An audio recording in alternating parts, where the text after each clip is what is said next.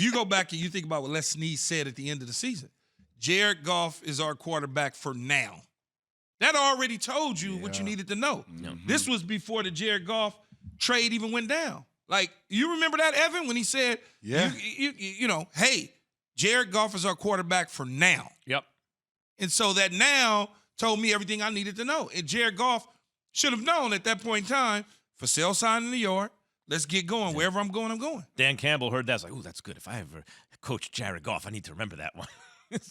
I don't know. Dan Campbell's sitting out there saying we need more from a quarterback That's now. what I'm it feels saying. like he's venturing into the same scenario. That's what I'm saying. But it's interesting to me, this idea that because of McVay and the way he handles the exit. Yeah. Todd Gurley exit was poorly handled. Okay. And that started, I noticed in the regular season game against the Atlanta Falcons in Atlanta, when they decided to run the football without Todd Gurley in the lineup, Todd sitting on the sideline talking to Jalen Ramsey. I'm like, yeah, it's a wrap.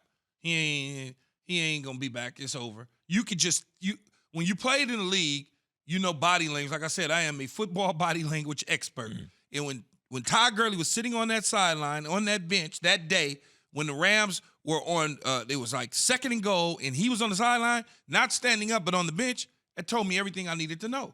And so when you're looking at that, you're saying to yourself, there's some communication breakdown somewhere. Damn. You look at Wade Phillips' exit. Wade Phillips still wanted to coach. Had a monster defense. That communication was broken down. And then you talk about Marcus Peters, the way they handled that situation when they traded him and moved on from him. That was an issue to leave. So it's like, okay, this is a pattern of communication. Why that is, we don't know. And, Jay, I think part of the reason Wade was there in the first place, not only is he good at his job, but they wanted someone with a little gravitas. Yeah. He's 30 years old. But I think about this just for people in their lives, right? What's so important when someone does something face-to-face instead of on the phone or with a text or after the fact? I think it's because, and I'm not, but I like just thinking about it, it requires, it's an awkward social situation, mm-hmm. right? So it requires a degree of self-discipline to confront that moment. And what that communicates to the person that you're dealing with is that you have enough respect for them that you're going to discipline yourself to do this thing that doesn't feel great for you. And when you get out of that, when you just try to avoid that moment, it communicates like you couldn't discipline yourself because you don't respect me enough to do it, to make yourself feel uncomfortable. I think that's at the root of it. It's important to do. It's important to do the right thing in those situations. I will not, in this day and age, Jay, I will not meet with somebody via Zoom or phone call or text. We need to meet in person. We're going to talk. I need to see your body language. I need to see how you react to different things. Man, ask I'm not those talking hard to you pressing over questions. No damn Zoom. Well, no. If we have the ability, we'll push it off. It's not that important. We'll push it off.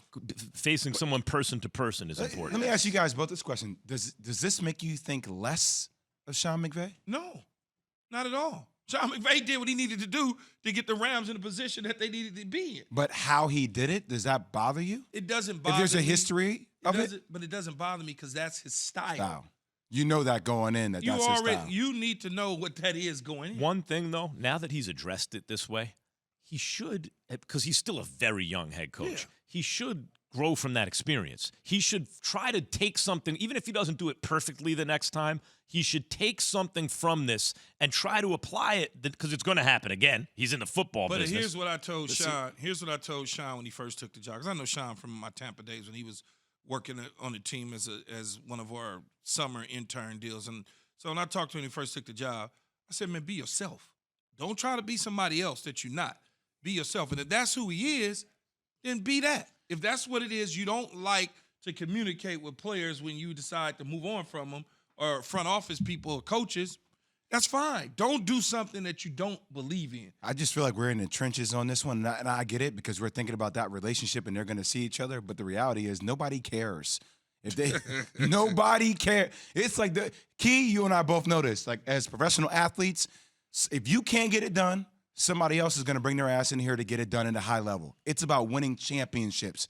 And there is pressure on Sean McVay and Les Snead to win championships. Well, the question is, number one, you're right. If they win championships, no one will care. No one cares. But are doing those little things the right way?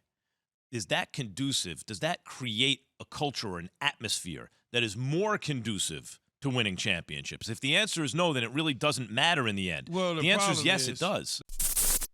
Thanks for watching ESPN on YouTube. For live streaming sports and premium content, subscribe to ESPN Plus.